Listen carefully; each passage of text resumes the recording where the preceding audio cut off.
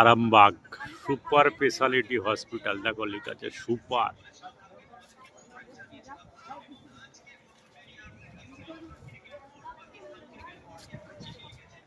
সরকার তো সুপার ঘোষণা করেছে, সুপারই কি হচ্ছে? Third class. কোনো রোগীর ট্রিটমেন্ট হচ্ছে না ঠিক মতন।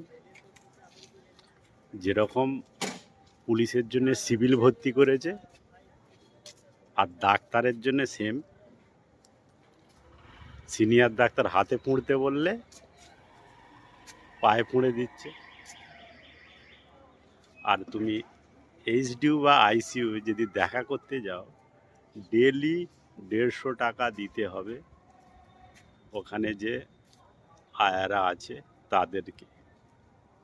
একদিনও ছাড় নেই। তোমার পেশেন্ট যদি 10 দিন ভর্তি থাকে, 10 দিনই 150 টাকা করে তোমাকে প্রত্যেক দিন একবার দেখতে গেলেই দিতে হবে। টাইম একটাই 4টে, পয়সা দিতেই হবে, কিছু করার নেই। তুমি যাকেই কমপ্লেন করো, যাই করো। এই হচ্ছে সুপার স্পেশালিটি হসপিটাল, দেখে নাও ভালো করে।